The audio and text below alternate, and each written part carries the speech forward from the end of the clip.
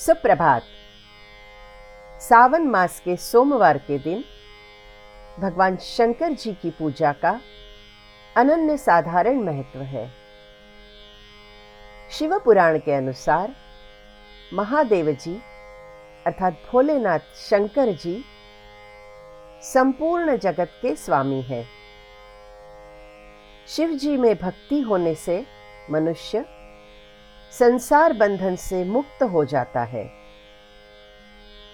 शिव जी ब्रह्म रूप होने के कारण निराकार कहे गए हैं। शिवलिंग शिव जी के निराकार स्वरूप का प्रतीक है। भोलेनाथ शंकर जी के 12 प्रसिद्ध ज्योतिर्लिंग है।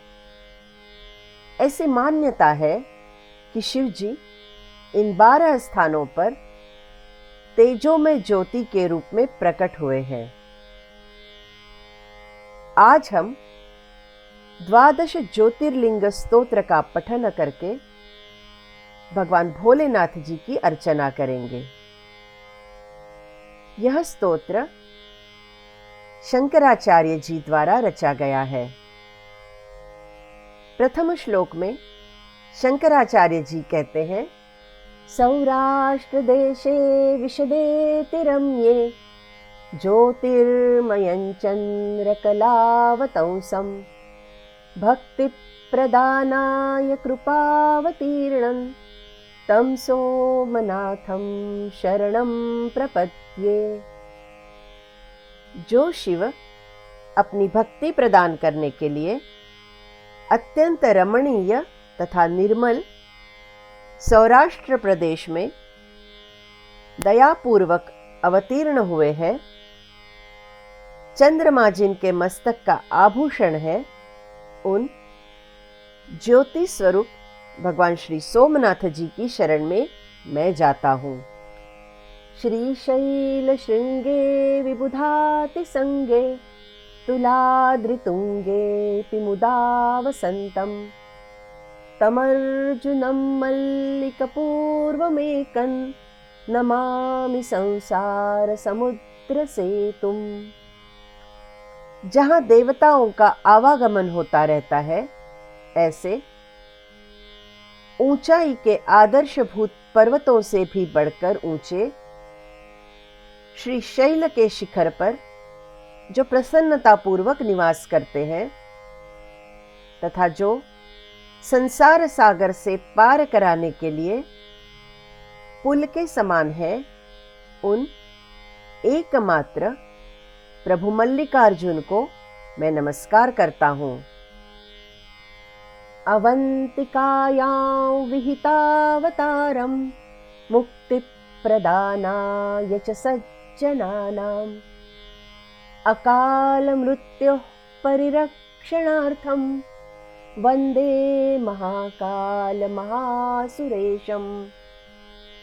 संत जनों को मोक्ष देने के लिए जिन्होंने अवंतीपुरी अर्थात उज्जैन में अवतार धारण किया है, उन देवों के देव महाकाल नाम से विख्यात महादेव जी को मैं अकाल मृत्यु से बचने के लिए नमस्कार करता हूँ।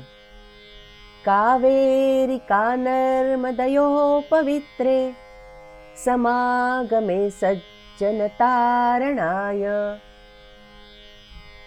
सदैव मान्धातृपुरे वसन्त मोङ्कारमीशं शिवमेकमीडे। सत्पुरुषों को संसार सागर से पार कराने के लिए जो कावेरी और नर्मदा के पवित्र संगम के निकट मांधातापुर अर्थात ओंकारेश्वर में निवास करते हैं, उन अद्वितीय कल्याणमय भगवान ओंकारेश्वर जी की मैं स्नेहपूर्वक वंदना करता हूँ।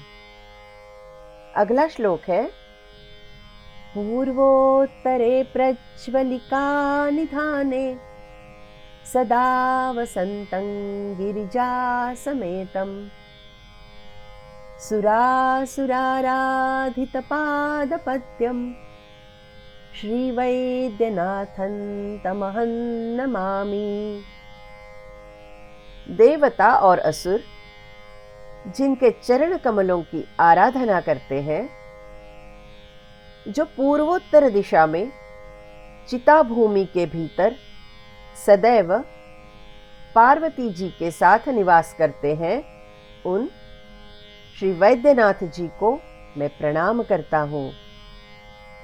याम्ये सदंगे नगरे तिरम्ये विभूषितांगं विविधैश्च भोगैः सद्भक्ति मुक्ति प्रदमीशमेकं श्रीनागनाथं शरणं प्रपद्ये।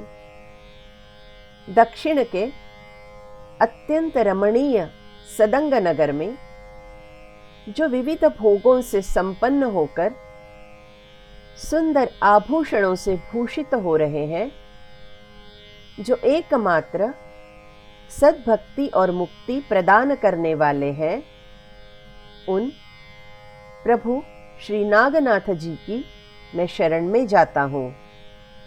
महाद्रिपार्श्वे च तटे रमन्तं सम्पूज्यमानं सततं मुनीन्द्रैः सुरासुरैर्यक्षमहोरगाद्यैः केदारमीशं शिवमेकमीडे। जो महागिरी हिमालय के पास केदार श्रृंग के तट पर सदा निवास करते हुए मुनीश्वरों द्वारा पूजित होते हैं तथा देवता, असुर, यक्ष और महान सर्प आदि भी जिनकी पूजा करते हैं, उन एक कल्याणकारक भगवान केदारनाथ जी का मैं स्तवन करता हूँ। सह्याद्रिशीर्षे विमले वसन्तं गोदावरी तीर पवित्र देशे यद्दर्शनात् पातकमाशुनाशं प्रयाति तंत्र्यंबकमीशमीडे। जो गोदावरी के तट के पवित्र देश में सह्य पर्वत के पवित्र शिखर पर वास करते हैं, जिनके दर्शन से तुरंत ही पातक नष्ट हो जाता है, उन त्र्यंबकेश्वर जी का मैं स्तवन करता हूँ। अगला श्लोक है। सुताम्रपर्णी जलराशि योगे निबध्य सेतुं विशिखैरसंख्यैः श्रीरामचन्द्रेण समर्पितं तं रामेश्वराख्यं नियतं नमामि। भगवान श्री रामचंद्र जी के द्वारा जो ताम्रपर्णी और सागर के संगम में अनेक बाणों द्वारा पुल बांधकर स्थापित किए गए हैं, उन श्री रामेश्वर जी को मैं नियम पूर्वक प्रणाम करता हूँ। यमडाकिनीशाकिनिका समाजे निषेव्यमाणं पिशिताशनैश्च सदैव भीमादिपदप्रसिद्धं तं शङ्करं भक्तहितं नमामि। डाकिनी और शाकिनी वृंद में मांसाहारी लोगों द्वारा जिनकी विशेष रूप से पूजा की जाती है, जो प्रथम पद भीम से अर्थात भीमाशंकर नाम से प्रसिद्ध है तथा जो सदैव भक्तों का कल्याण करते हैं, ऐसे भगवान शंकर जी को मैं नमन करता हूँ। सानन्दमानन्दवने वसन्त मानन्दकन्दं हतपापवृन्दं वाराणसीनाथमनाथनाथं श्रीविश्वनाथं शरणं प्रपद्ये। जो स्वयं आनंद स्वरूप है और आनंद पूर्वक आनंदवन अर्थात काशी क्षेत्र में निवास करते हैं, जो पाप समूह का नाश करते हैं, उन अनाथों के नाथ काशीपति श्री विश्वनाथ जी की शरण में मैं जाता हूँ। इलापुरे रम्य विशालकेऽस्मिन् समुल्लसन्तं च जगद्वरेण्यं वन्दे महोदारतरस्वभावं कृष्णेश्वराख्यं शरणं प्रपद्ये। इलापुर के सुरम्य मंदिर में विराजमान होकर जो समस्त जगत के आराधनीय हो रहे हैं, जिनका स्वभाव बड़ा ही उदार है, उन कृष्णेश्वर नामक ज्योतिर्मय भगवान शिव जी की शरण में मैं जाता हूँ। अगला और अंतिम श्लोक फलश्रुति का है। ज्योतिर्मयद्वादशलिङ्गकानां शिवात्मनां प्रोक्तमिदं क्रमेण स्तोत्रं पठित्वा मनुज्योतिभक्त्या फलं तदालोक्य निजं भजेच्च। क्रमशः कहे गए इन 12 ज्योतिर्लिंगों में शिव जी का निवास होता है। जो कोई इस स्तोत्र का भक्ति पूर्वक पाठ करता है, उसे वांछित फल की प्राप्ति होती है तथा मनुष्य शिव जी के दर्शन से होने वाला फल प्राप्त कर सकता है।